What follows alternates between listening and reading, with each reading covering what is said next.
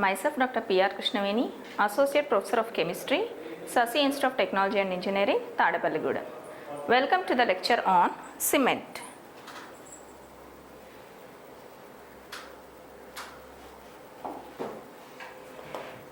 Cement is a powdery bonding material that exhibits characteristic adhesive and cohesive properties of setting and hardening when mixed with water to a paste. So adhesive nature. Adhesive means sticky, tenacious, as glutinous material.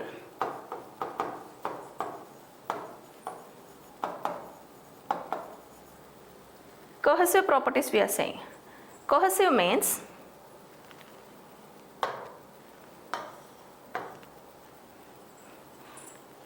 intermolecular forces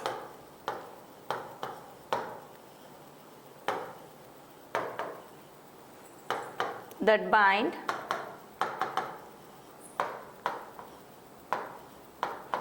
solids and liquids together.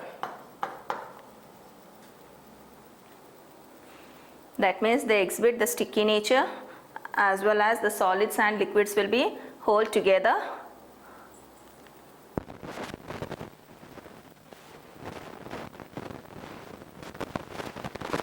Next, cement is a finely ground mixture of calcium silicates and aluminates which set to a hard mass when treated with water. These are called as hydraulic cements. That means Portland cement. And those setting in air are non-hydraulic cements. That means ordinary lime.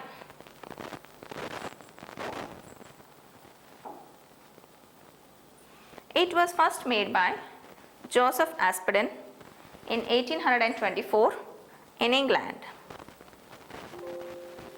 So this is the cement.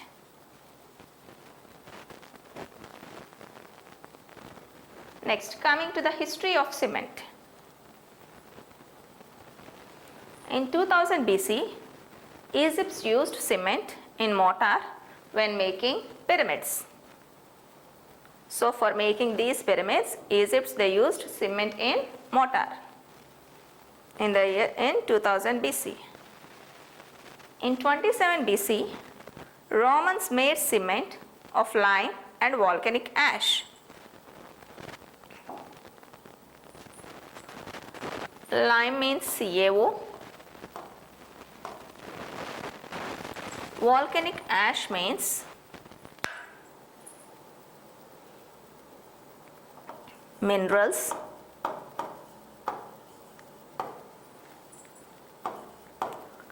Fragments of pulverized rock.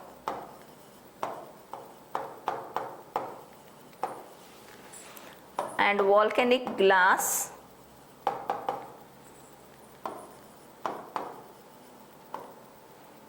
That will be created during volcanic eruption. So Romans made by mixing calcium oxide, lime with the volcanic ash. That means the minerals, fragments of pulverized rock and volcanic glass which is created during volcanic eruption. So these are the Roman constructions which were made using cement made of lime and volcanic ash. In the year 1756, Smeaton rebuilt Eddystone Lighthouse.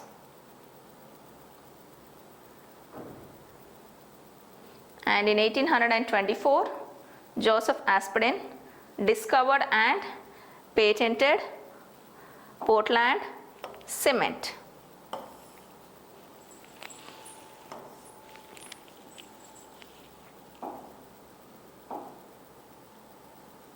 So he is Joseph Aspdin.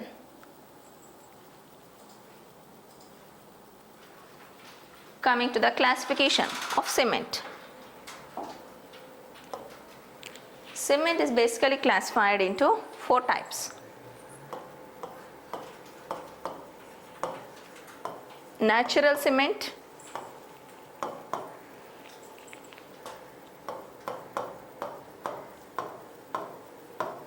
pozzolana cement,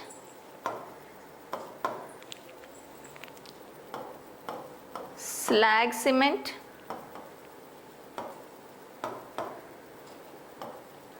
and Portland cement.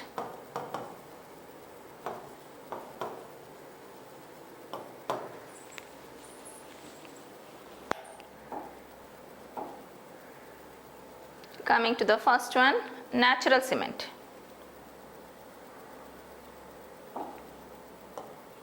Natural cement, it is obtained by calcining and pulverizing natural cement rock of argillous and clay with limestone. It does not have sufficient strength and is cheap and quick setting and have hydraulic properties. Here calcinating. Calcination means the process of heating a material to high temperature but below its melting point. Pulverizing. Pulverizing means nothing but crushing into fragments or as powder.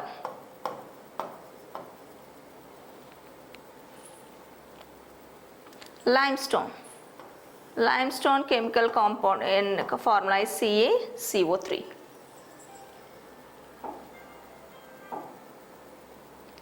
So this is the natural cement. Next, coming to the second one, pozzolana cement.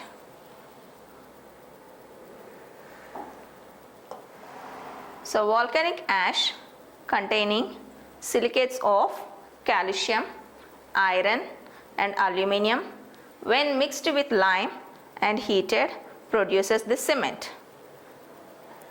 That means volcanic ash consisting of silicates of calcium, aluminium and iron.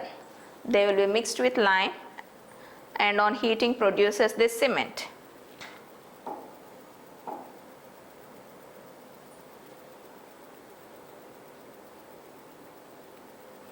Coming to the third type, slag cement. Slag cement is a mixture of blast furnace slag, that means calcium and aluminum silicates, and hydrated lime. Sometimes accelerators like clay, salt, caustic soda means NaOH, are added to haste and hardening process.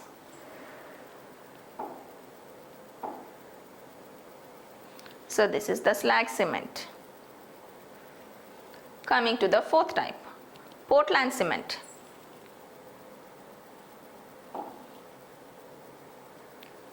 It consists of compounds of lime, silica, alumina and iron. Lime means CaO, silica SiO2, alumina Al2O3 and iron in the form of Fe2O3.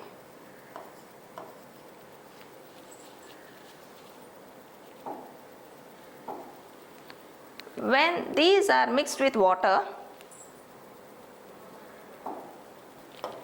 it forms a paste which binds the rock, sand and gravel to form concrete.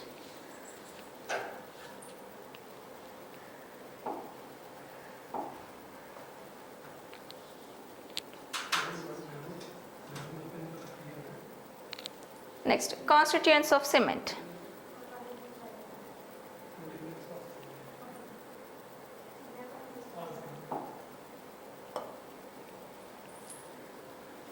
So the basic constituents of cement are lime, silica, alumina, gypsum, iron oxide, sulfur trioxide, alkali oxides and magnesium oxide. Coming to lime, it's a calcareous material and its composition is 60 to 66%. If lime is present in excess, if it is present in excess, it reduces the strength of cement.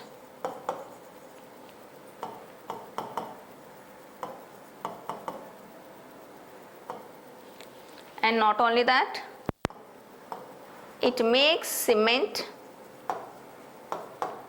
to disintegrate.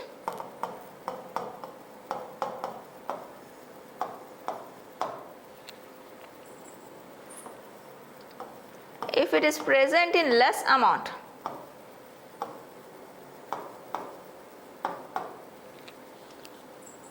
it also reduces the strength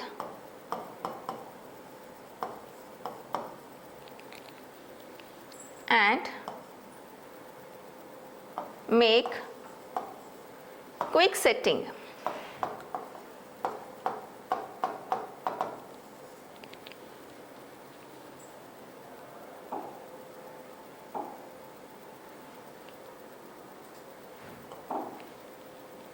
Silica, its composition will be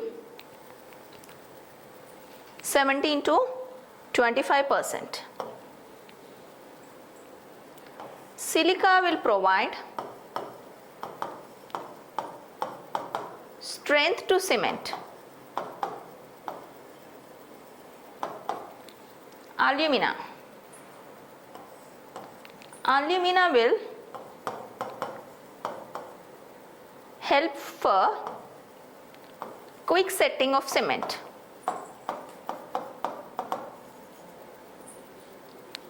And calcium sulfate, nothing but what? Gypsum. Calcium sulfate means CaSO4. Gypsum will enhance the initial setting of cement.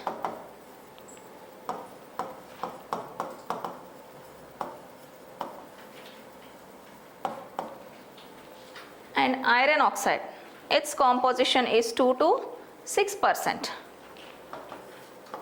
Iron oxide will give color, strength and hardness to cement. And sulfur trioxide, its composition is 1 to 3%. It will provide soundness. Alkali oxides like Na2O and K2O, their composition is 0.5 to 1.5%. If alkali oxides are present in excess, they will make cement efflorescent.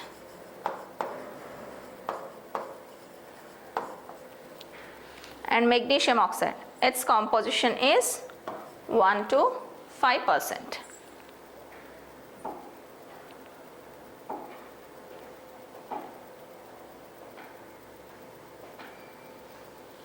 Next, coming to the Portland cement manufacturing process. This manufacturing process involves mainly 4 steps. First one is mixing and crushing of raw materials. Next one is burning. So in general, Portland cement, the raw materials used are silica, alumina and iron oxide. After that, they will be crushed and they will be burnt. and third one is grinding process, and fourth one is packing. So now we will discuss this in detail.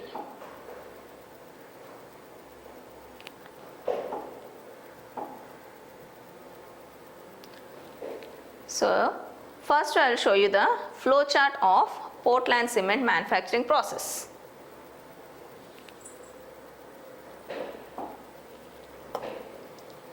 So we will be taking the limestone, calcareous material, and this limestone will be crushed in a crusher. After that, this will be stored in basins called silos. After that, it will be sent to the wet grinding mill to make slurry. Next, argillous material, clay. It will be washed. After that, it will be stored in basins, silos, and this will also be sent to the wet grinding ball mill to make slurry. See here, if it is sent to the wet grinding mill, it will be made like slurry, and the method is called as wet process. Here this I am showing this for wet process flow chart. If suppose this mixture is made dry, then the process is called as dry process. After that, blending of slurry to correct composition. As earlier I told you, the composition, the calcium composition, CaO composition should be some 60 to 66% like this. So that correct composition will be made. Storage of corrected slurry. After that, this slurry will fall into the rotary kiln. Next, the slurry will be converted into clinkers in the rotary kiln. Next, clinkers are grounded in ball mill. We will be getting cement silos. After that, it will be sent for packing plant.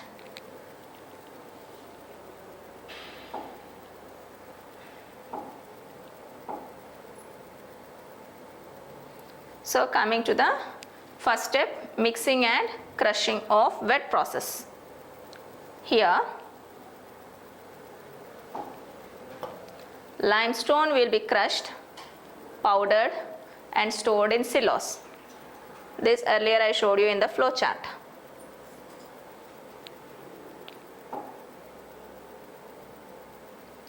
Next, clay is washed with water to remove organic matter and stored in basin.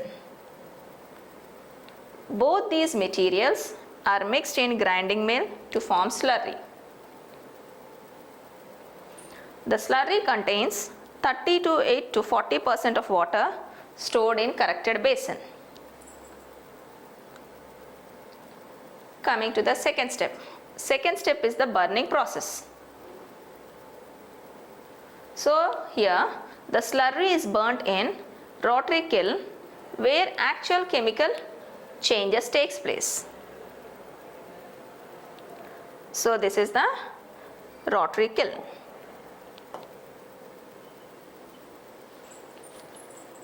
So this is the inlet zone. This is the safety zone. This is the upper transition zone. This is the sintering zone. This is the lower transition zone, and this is the outlet zone of the rotary kiln. So now coming to this rotary kiln, the length of this rotary kiln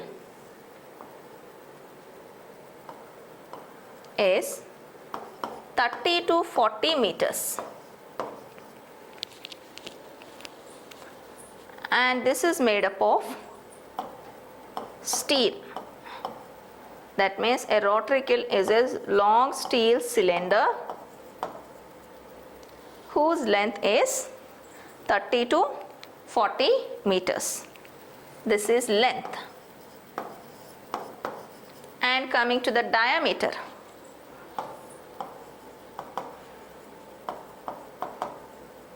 Diameter is 2 to 4 meters. Why means this kiln diameter will be slowly increasing. And this kiln is inclined at a gradient of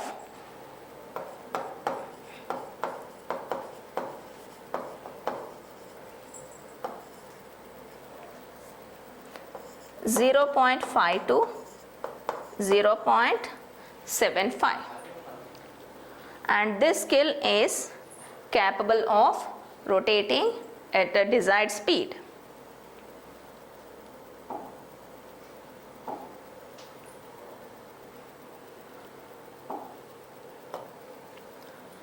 From the top of this kiln, the material will be fed.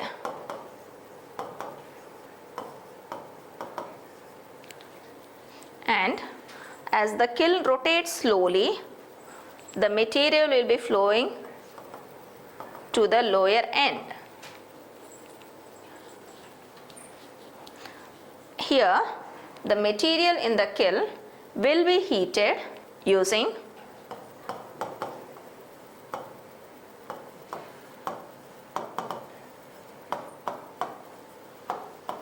pulverized coal or oil, and this will be heated